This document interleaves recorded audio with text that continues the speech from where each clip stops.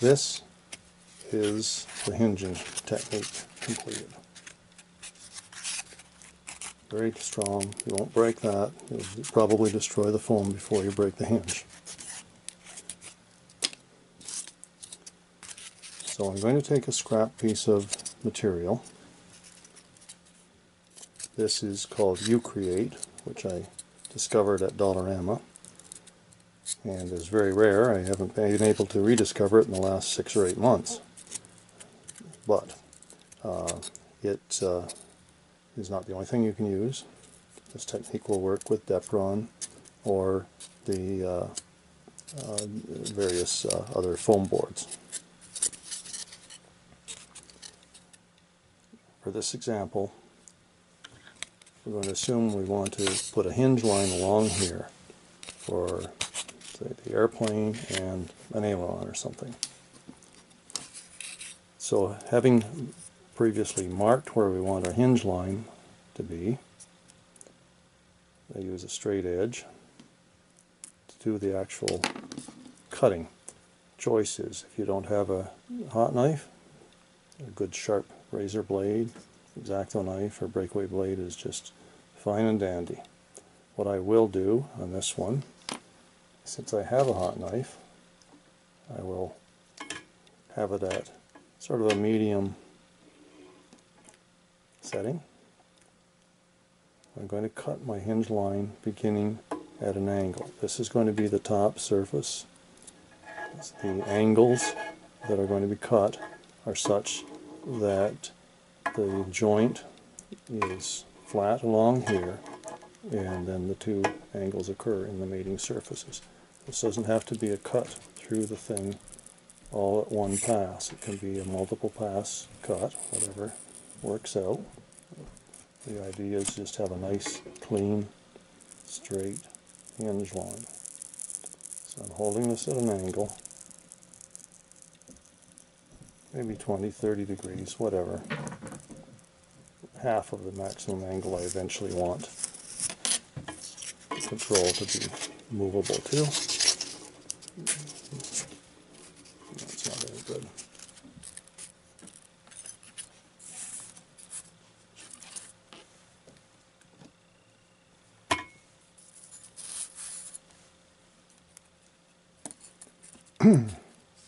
Not happy with that angle, so we just simply put this back on the same spot, a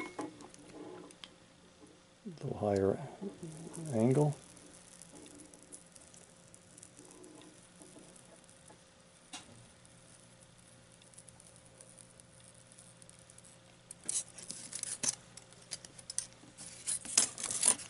How does that look? Oh, that's pretty good.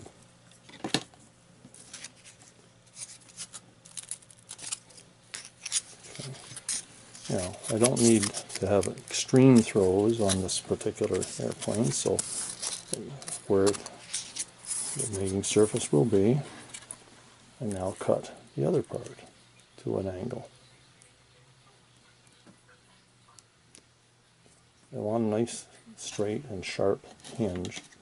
I don't want it too thin, otherwise it's a little bit fragile, but the glue will tend to want to melt it even when I'm careful. So I got a bit of an angle on here. One nice clean pass. Break the scrap off of it.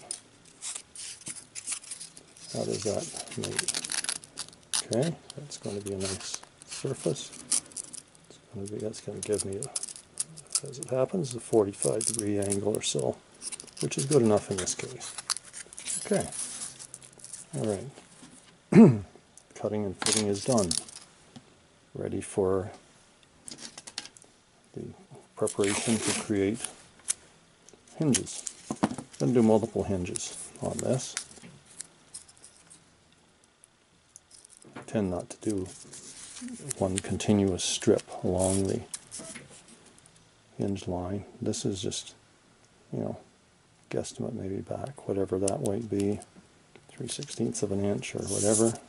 One piece of tape, either this easy release painter's tape or frog tape, whatever. I put a second layer down right on top of it at the same spot. This is what's going to give me the thickness of my glue line. 2 layers of tape.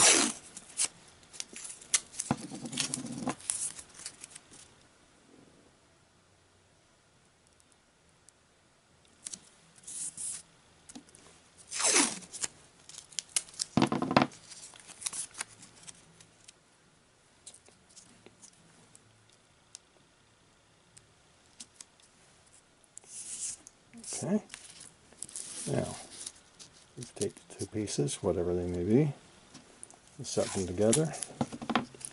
And what we're going to do here, I'm going to have 3 hinges.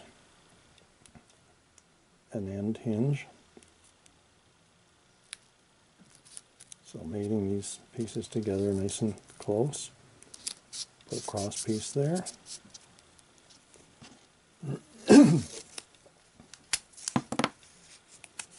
Put another cross piece there.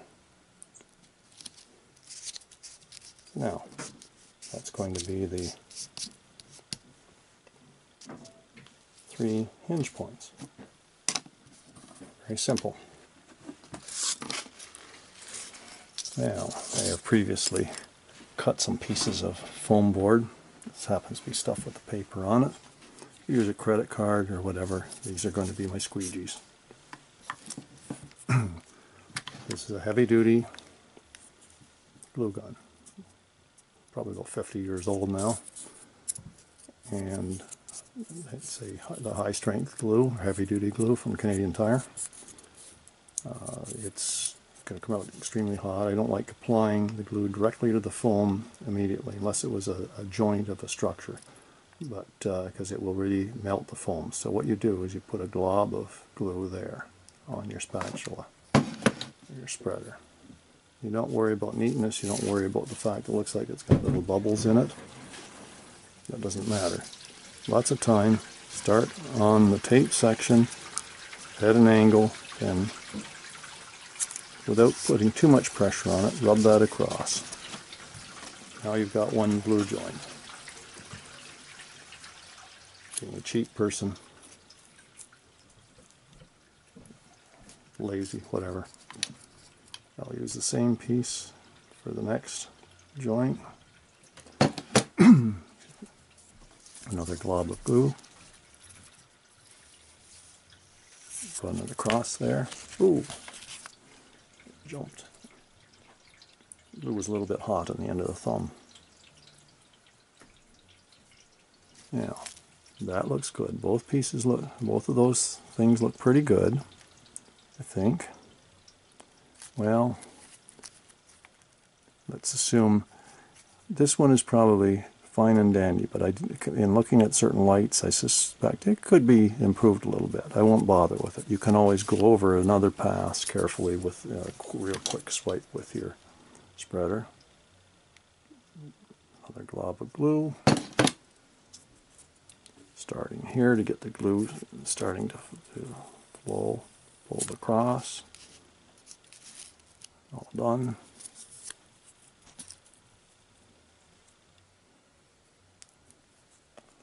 Okay, now we have glued hinges. Do they work? Yep, they work fine. They're finished. They're even cooled down.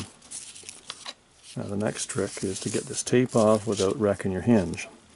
What I like to do is this. Hold your blade down there, good pressure against that. That gets the tape moving, so there's no chance of it lifting.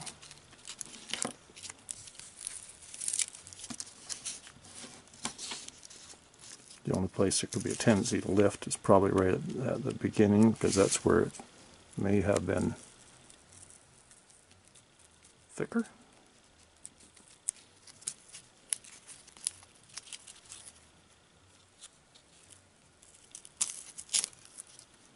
It's 2. You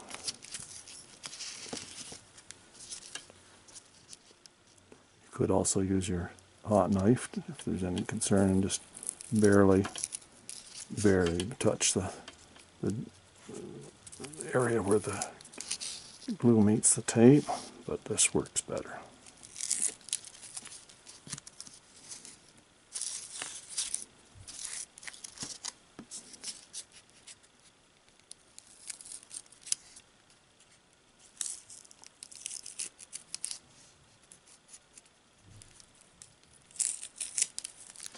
There you go.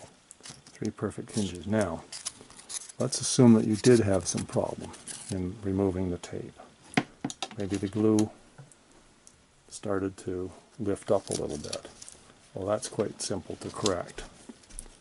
I'll demonstrate on this piece of the tape that has some glue on. There's a little bit of the glue that's lifted up. So you barely touch it with the hot knife. You take a few strokes. It's going to warm up as you do this. Hardly any pressure at all. You have to be like a surgeon here. You just barely, barely, barely touch it. There you go. It's fixed.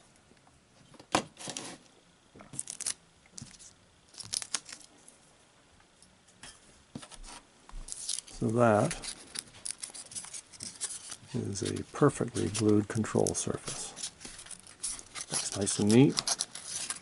Almost no friction. Tough as nails. And if I'm going to try and deliberately break this, oh man, I can pull that. Furthermore, you're never going to get pressure like that on this thing. You pull it, this way, that way, all different ways. I can see that the glue can stretch. I can just sort of barely see that the glue will stretch at the joint. Hardly anything at all, not much noticeable. You'd have to really. Okay, that one, all right. That one's a little bit weak. Well, here's another part, an unintentional example of how we go about fixing that up. Probably is a good idea to check these things, particularly the end ones. That's where the stress is mostly going to be, is at the end of your control surface. Either because it gets knocked about, or that's where most of the force is from your actuators, or perhaps the surface is, there's more surface area there to be out waggling in the wind. So we had a problem here.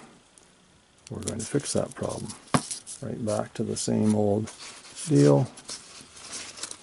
Get ourselves a piece of scrap material.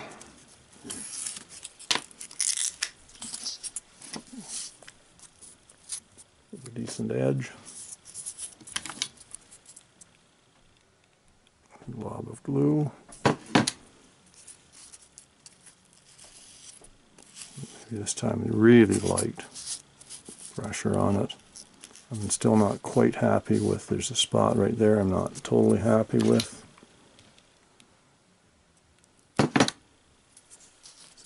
So I will just take that and I'll wipe this direction one more time. Now I know that's completely covered.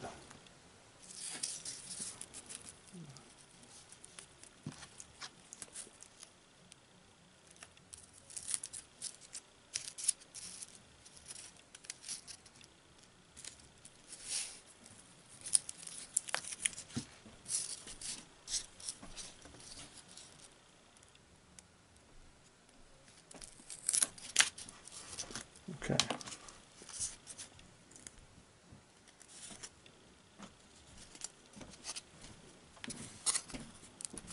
It's to appearances, it's obviously a little thicker. I think actually that center one turn, when I look at it, I'm guessing that it's a little thinner than the other two, and of those two, this one's now thicker, but really it doesn't make any difference.